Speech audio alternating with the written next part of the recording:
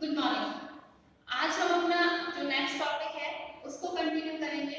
Past perfect tense. Tense पढ़ रहे थे हम और टेंस में हमने प्रेजेंट टेंस कंप्लीट कर लिया और पास्ट में भी पास्ट इंडेफिनिट और पास्ट कंटीन्यूअस टेंस हम पढ़ चुके हैं। आज हम पढ़ेंगे past perfect tense. Past perfect tense में वही फर्स्ट ऑफ ऑल अगर हमें हिंदी का सेंटेंस दिया हुआ है तो हमें रिकॉग्नाइज करने के लिए कुछ वर्ड्स चाहिए और पास्ट परफेक्ट टेंस से रिकॉग्नाइज करने के लिए चुका था, चुकी थी, चुके थे आदि वर्ड्स, आदि शब्दांश। देखो बच्चों, इन्हें हम शब्दांश कहते हैं क्योंकि शब्दों का अंश है, कंप्लीट शब्द नहीं कहेंगे हम। ठीक है, किसी भी हिंदी वाक्य के अंत में वर्ब के साथ चुका था, चुकी थी, चुके थे अगर ये वर्ड्स मिलते हैं इट मींस जो सेंटेंस है वो पास्ट परफेक्ट टेंस का है। इस तरह से हम हिंदी का सेंटेंस रिकॉग्नाइज कर लेंगे।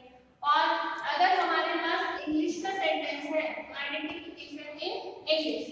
इंग्लिश के सेंटेंस को रिकॉग्नाइज करने के लिए हमें हेल्पिंग वर्ब और मेन वर्ब की नीड होती है। पास्ट परफेक्ट टेंस की हेल्पिंग वर्ब होती है हेड। यहाँ जो आपको कंफ्यूज होने की नीड ही नहीं है। हमने जो और टेंस पढ़े थे उसमें ऑलमोस्ट दो वर्ब्स दी हुई थी हेल्पिंग वर्ब, लेकिन यहाँ पर केवल एक ही हेल्पिंग वर्ब है हेड और मेन वर्ब की थर्ड फॉर्म यहाँ यूज होगी, third form of the main verb. इस तरह से हम हिंदी का सेंटेंस और इंग्लिश का सेंटेंस रिकॉग्नाइज कर लेते हैं। अब मेन बात जो आती है वो है correct form of the verb. आपको जो आपके सिलेबस में है 11th क्लास के उसमें correct form of the verb है और उसके लिए हमें कुछ कीवर्ड्स दिए हुए होते हैं या हम ये कह सकते हैं एडवर्ब्स, एडवर्ब्स ऑफ टाइम। ये एडवर्ब्स हैं, इन्हें हम एडवर्ब्स ऑफ टाइम कहते हैं क्योंकि टेंस में हम टाइम को ही पढ़ते हैं। एडवर्ब्स के टाइप्स बहुत सारे होते हैं, उसमें से एक टाइप है एडवर्ब्स ऑफ टाइम। तो पास्ट परफेक्ट टेंस में एडवर्ब होती है आफ्टर या बिफोर, या तो आपको आफ्टर मिलेगा सेंटेंस में या आपको बिफोर मिलेगा सेंटेंस में। देखो बच्चों, यहाँ पर क्या होता है, आपको सेंटेंस दो तरीके से मिल सकते हैं। तो जस्ट सिंपल सेंटेंस वह काम कर चुका था, या फिर मेन जो इसमें है कि आपको दो सेंटेंस मिलेंगे। कोई दो वर्क है वो हो रहे हैं और पास्ट में वो दोनों वर्क कंप्लीट हो चुके हैं। परफेक्ट जो वर्ड है जिससे हमें समझ में आता है परफेक्ट मींस परफेक्शन, मींस कोई काम है पूर्ण हो गया है, कंप्लीट हो गया है। तो पास्ट में कोई वर्क है जो हो रहे थे और अब कंप्लीट हो चुके हैं। मेनली इस टेंस में इसी तरह के सेंटेंस आते हैं जिनमें दो वर्क दिए हुए होते हैं और उन वर्क के लिए आफ्टर या बिफोर का यूज करना होता है क्योंकि दोनों काम, आप भी इस बात को समझ सकते हैं कि कोई भी जो काम है वो दो काम एक साथ कंप्लीट नहीं हो सकते, उनमें कंप्लीट होने में थोड़ा वेरिएशन होता है, आगे पीछे वो काम पूरे होते हैं, इसलिए आफ्टर बिफोर का यहाँ यूज किया हुआ होता है। अब देखो आफ्टर बिफोर का यूज कैसे करेंगे। हमें दो सेंटेंस यहाँ मिलते हैं तो दोनों सेंटेंस के साथ पास्ट परफेक्ट टेंस यूज होगा नहीं।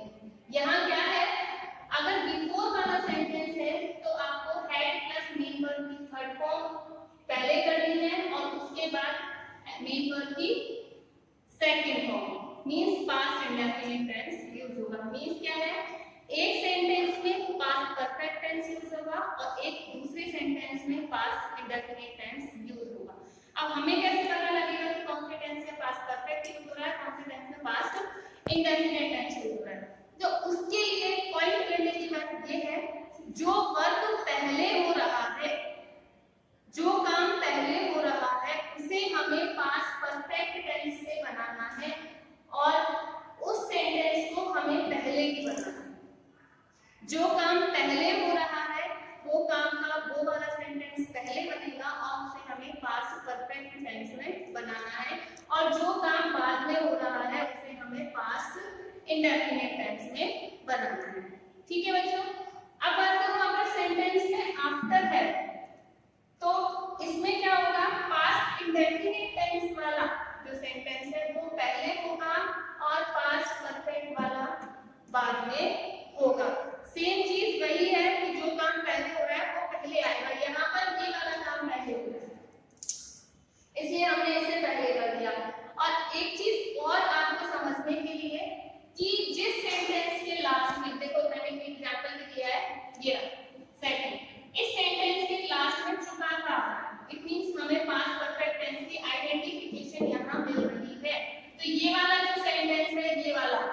ये तो पास्ट परफेक्ट में बनेगा और जो ये वाला सेंटेंस है वो पास्ट इंडेफिनिट टेंस में बनेगा। इस तरह से भी आप सेंटेंस को रिकॉग्नाइज कर सकते हो, पहचान सकते हो। अब एग्जांपल की तरफ, वह गिलास टूट चुका था, हिंदी का सेंटेंस है, हमें रिकॉग्नाइज करने के लिए दिया हुआ है चुका था। चुका था मिलते ही हमें समझ में आ गया कि जो टेंस है, जो सेंटेंस है वो पास्ट परफेक्ट टेंस का है। अब सेंटेंस कैसा है? अफर्मेटिव या सिंपल सेंटेंस है। सिंपल सेंटेंस को फ्रेम करते टाइम हमें सबसे पहले सब्जेक्ट की नीड होती है। सब्जेक्ट यहाँ वह गिलास, दैट गिलास। सब्जेक्ट के बाद स्ट्रक्चर में नीड होती है हेल्पिंग वर्ब की, और हमारे पास यहाँ हेल्पिंग वर्ब है हेड। देखो बच्चों, यहाँ पर जितने भी हमारे सब्जेक्ट हैं, सिंगुलर हो प्लूरल हो, जितने भी प्रोनाउन हैं I we you they he she it, सबके साथ यूज होगा हेड का। तो यहाँ कंफ्यूज होने वाली बात तो ये है नहीं कि हमारा सब्जेक्ट सिंगुलर है या प्लूरल है, हमें कौन सी हेल्पिंग वर्ब यूज करनी है। हमारे पास एक ही हेल्पिंग वर्ब है, हम यूज कर लेंगे हेड। उसके बाद वर्ब की थर्ड फॉर्म, टूटना, वर्ब की फॉर्म होती है ब्रेक, और ब्रेक की थर्ड फॉर्म होती है broken. That glass had broken. इस तरह से हमारा सेंटेंस ये कंप्लीट हो जाता है। नेक्स्ट है मेरे स्टेशन, मेरे पहुंचने से पहले वह सो नहीं चुका था। अब देखो यहाँ पर दो वर्ब है, एक तो ये रहा मेरा पहुंचना हो गया, दूसरा उसका सोना हो गया। दो वर्ब यहाँ दिए हुए हैं, लेकिन दोनों काम एक साथ नहीं हो रहे हैं। दोनों काम के होने में थोड़ा वेरिएशन है, दोनों काम थोड़ा आगे पीछे हो रहे हैं। अब कौन सा काम पहले हो रहा है? मेरे पहुंचने से पहले वह सो नहीं चुका था, ये वाला काम पहले आ रहा है।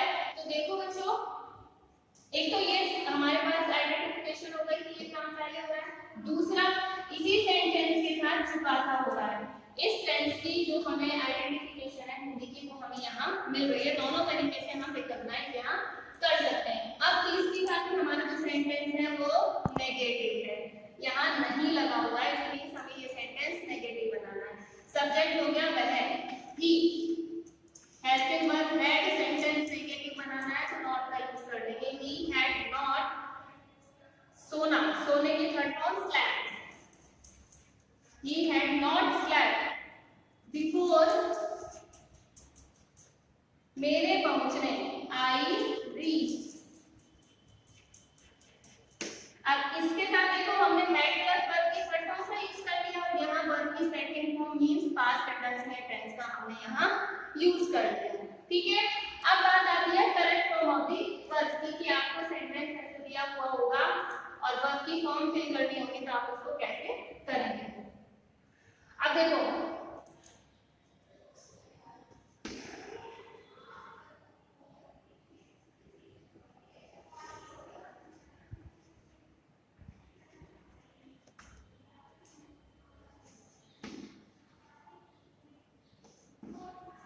ये देखो, the patient blank before the doctor केम।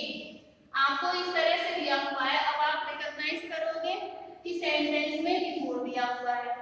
एक पहचान तो हमें ये मिल गई, और दूसरी तरफ एक तरफ सेंटेंस में वर्ब की सेकंड फॉर्म दी हुई है।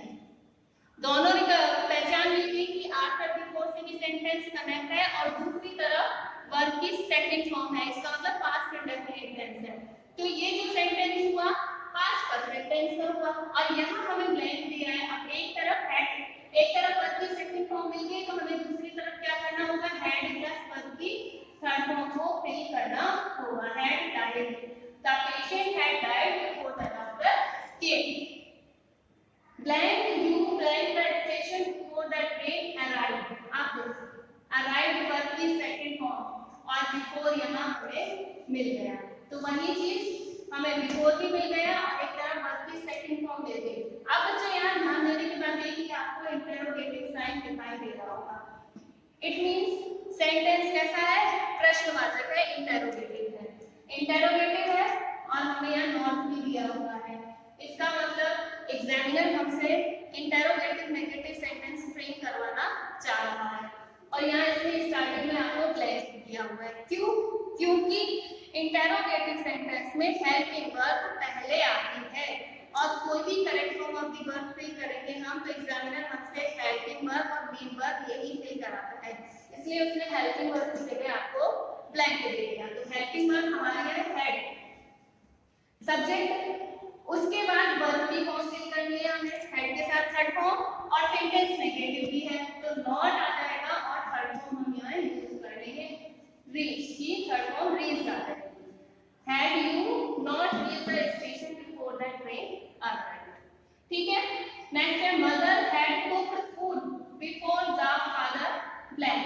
अब देखो बिफोर आ गया और हेड प्लस वर्ब की थर्ड फॉर्म आ गई। अब तक हमने पढ़ा था कि सेकंड फॉर्म और बिफोर आफ्टर दिया हुआ था हमें हेड प्लस थर्ड फॉर्म पे करनी थी, लेकिन यहाँ क्या कर दिया एग्जामिनर ने वेरिएशन दे दिया कि आपको हेड प्लस वर्ब की थर्ड फॉर्म दे दी और बिफोर दे दिया। दूसरी तरफ क्या करेंगे फिर हम ऑटोमेटिक वर्ब की सेकंड फॉर्म आ जाएगी तो हम यहाँ वर्ब की सेकंड फॉर्म। आपको ये देखना है कि सेंटेंस में हेड प्लस थर्ड फॉर्म और आफ्टर बिफोर और वर्ब की सेकंड फॉर्म होनी चाहिए। एग्जामिनर या तो आपसे ये फिल करवा सकता है या फिर देखो बच्चों प्रेजेंट परफेक्ट टेंस में हमारी एक चीज और आती है कि प्रेजेंट परफेक्ट टेंस में यूज कहां होता है। जैसे मैंने आपको प्रेजेंट इंडेफिनिट टेंस के कुछ स्पेशल यूजेस बताए थे, पास्ट इंडेफिनिट टेंस के कुछ स्पेशल यूजेस बताए थे, उसी तरह प्रेजेंट परफेक्ट और पास्ट परफेक्ट टेंस का भी यूज है। कंडीशनल सेंटेंस आपको मैंने बताए थे कि कंडीशनल सेंटेंस होते हैं, कंडीशनल सेंटेंस में 3 कंडीशंस होती हैं, 3 कंडीशंस होती हैं। फर्स्ट ओपन कंडीशन जिसको हमने प्रेजेंट इंडेफिनिट टेंस से पढ़ा था। सेकंड जो है इमेजिनरी या प्रोबेबल कंडीशन उसको हमने पढ़ा था पास्ट इंडेफिनिट टेंस में। और कंडीशनल सेंटेंस की जो थर्ड कंडीशन है अनफुलफिल कंडीशन या इम्पॉसिबल कंडीशन जिसे कहते हैं उसका यूज पास्ट परफेक्ट टेंस में उसका यूज होता है या इसमें पास्ट परफेक्ट टेंस का यूज होता है इमेजिनरी या अनफुलफिल कंडीशन में। तो बेटा कैसे होता है, हमारे पास सेंटेंस होता है कंडीशनल सेंटेंस तो इफ के साथ हेड प्लस वर्ब की थर्ड फॉर्म होती है इफ वाले सेंटेंस में। कंडीशनल सेंटेंस में भी 2 तरीके के सेंटेंस होते हैं, 2 सेंटेंस होते हैं। There are 2 clauses in a sentence, 2 clause होते हैं, 2 वाक्य होते हैं कंडीशनल सेंटेंस में, उसमें शर्त रखी हुई होती है कोई होती है। तो एक जो सेंटेंस है इफ, इसे हम इफ क्लॉज बोलते हैं। जो इफ वाला सेंटेंस है उसमें हेड प्लस वर्ब की थर्ड फॉर्म होती है और दूसरी तरफ दूसरे सेंटेंस में कुड वुड माइट शुड इनके सबके साथ हैव प्लस वर्ब की थर्ड फॉर्म आपको मिलेगी। एग्जामिनर या तो ये आपसे पूछ सकता है इसको ब्लैंक देकर और या फिर इसको देकर यहाँ ब्लैंक कर सकता है एग्जामिनर और ये आपसे पूछ सकता है। तो आपको ये ध्यान रखना है कि जो कंडीशनल सेंटेंस की थर्ड कंडीशन है अनफुलफिल कंडीशन उसमें भी पास्ट परफेक्ट टेंस का यूज होता है। इफ क्लोज के साथ या इफ वाले सेंटेंस के साथ हैव प्लस वर्ब की थर्ड फॉर्म और सेकंड साइड दूसरे साइड के दूसरे क्लोज में कुड वुड माइट शुड इनमें से किसी एक के साथ हैव प्लस वर्ब की थर्ड फॉर्म का यूज करना होता है। जैसे example if you blank your work you could have gone a toy। अब देखो बच्चों इफ दिया हुआ है इसका मतलब ये सेंटेंस है कंडीशनल सेंटेंस और आपको एक तरफ could के साथ could have के साथ वर्ब की थर्ड फॉर्म यहाँ मिली है तो आपको पहले वाले में इफ क्लोज में आपको